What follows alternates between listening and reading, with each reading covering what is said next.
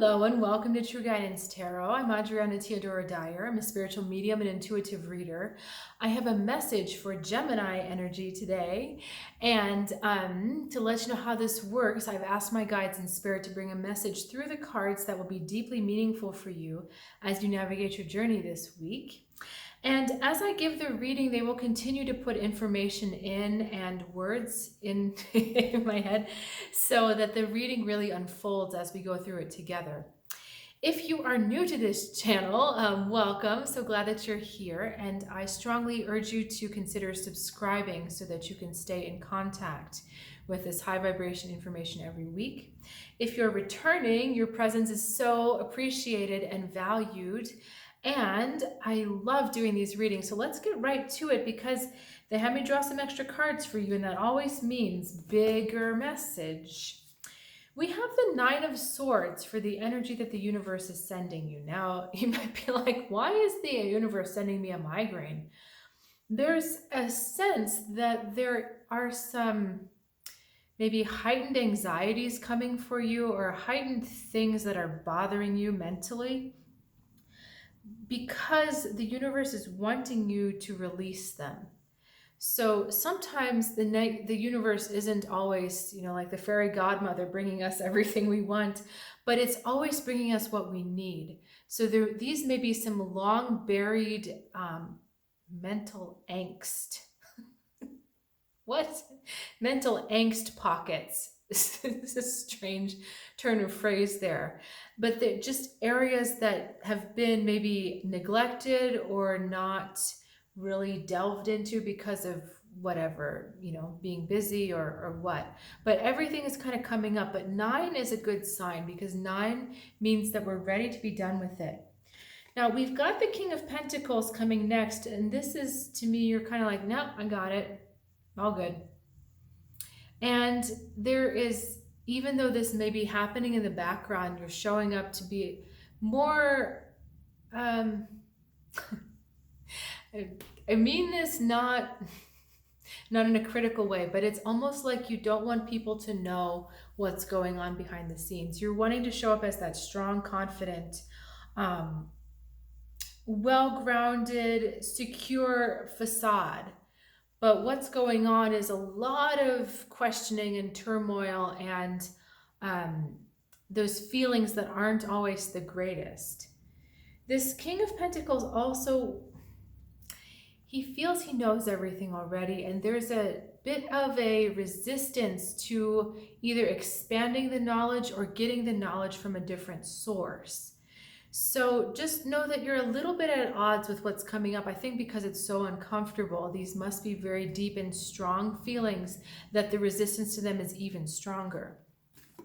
We have a very interesting sequence of cards next. We've got the Rebirth, the Fool. So out of the Rebirth comes the Fool heading into the Princess of Cups, ending ultimately in the High Priestess. So what this whole process, this weird energy, this weird process is about is trying to get you in a deeper communion with your inner high priestess, with your inner intuition. This is knowledge that cannot be known through the head, cannot be known through logic. It sometimes doesn't make sense. It sometimes doesn't always come when we ask it to. In the timing we do, it eventually comes when it's needed. But if I ask, sometimes when you ask your intuition, okay, how about this? And you get nothing, right? But then in the right timing, it unfolds exactly as it has to.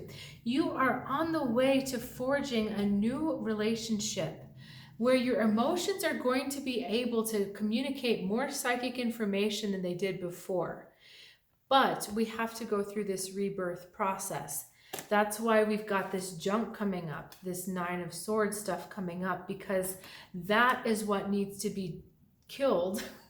That was a strong word. That's what needs to be let go of so that you can come out strong and new. And then we have the Fool, which is the beginning of the journey. It's funny because this is towards the end of the tarot sequence, the major arcana. There's the World after this Rebirth card, and then you get the Fool again. But it's almost like we're skipping over the World card and we're going straight into the journey of coming into a higher emotional communion with your high priestess. So this means forming an emotional relationship with your intuition, which is a strange concept. But what is that relationship? That relationship is trust. That relationship is valuing it. That relationship is loving it. It's because there's been a cut off, and it may be just temporary, but there's been a little bit of a cutoff from that intuition. Maybe it gives you information you don't want to hear, or maybe it has given you, maybe you feel that it's put you in weird situations in the past and there's a reluctance to follow it now.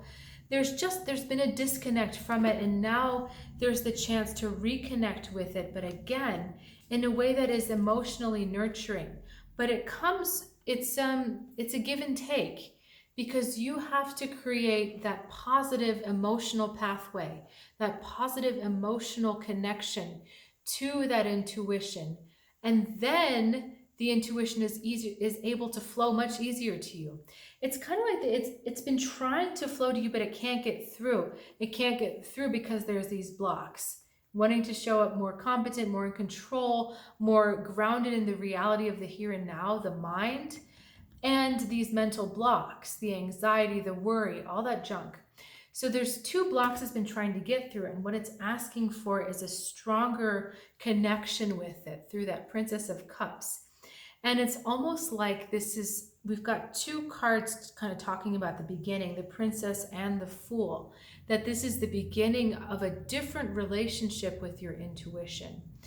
And it's going to cause a different flow, a different rhythm to your life, which really will feel like a rebirth. You really will feel like a different person, because things are just going to be coming and flowing in a different way than before. If you have some Scorpio in your chart, I'd also suggest you check out the Scorpio reading. There's some very similar themes, and I got a little indication to mention that just in case that's you. Or you live with a Scorpio, perhaps there's a strong Scorpio energy in your life. Check it out, because it will help you understand what's going on with the two of you. So the Fool is also the willingness to discover, the willingness to go into something without all the answers. You know, the King of Pentacles has all the answers. If he doesn't have the answers, he knows where to get them. But he feels he has all the answers on the earth. But this Fool says it's actually kind of a sacred state. The sacred Fool, I don't know, is the best place to start, because then there can be openness, there can be discovery and growth. If you know everything, there's no growth, there's no discovery, and there's no change, right? Because you've already figured it out, you already know it. You know, you're not learning something new when you're hearing and encountering the same old stuff again and again and again and again. This emotional relationship with your intuition is a new thing. If you go into it saying, nope, I got it, I've already got it, I'm not discounting that, because everyone has emotion, everyone has intuition, and they have emotion, but that attitude won't help you grow stronger with it. So there are different facets to discover. There's new places to go. There's new elements of your intuition and of that emotional connection to it that you hadn't uncovered yet. And so part of the joy in this is discovering it for yourself and really discovering what this means. And there's the empowerment comes with that as well. Okay, so I'm getting the signal to wrap this up. If you've got questions, please feel free to reach out in the comments. I always love hearing from you. And I invite you to check out my website, trueguidancetarot.com. There's so many awesome offerings on there. I've got intuitive readings over Zoom, one-on-one readings, as well as a Phoenix Path program for those really wanting to develop their intuition more strongly and delve deeper into the spiritual and soulful meaning of their lives. So if that's you, check it out. Also, I do have gift certificates available. Intuitive readings are probably one of the best things you can give to someone, because it's one of the most empowering, loving gifts you can give, because you're giving them the gift of themselves, of their higher self. So please feel free to check that out as well. And I look forward to seeing you next time. Have an awesome week.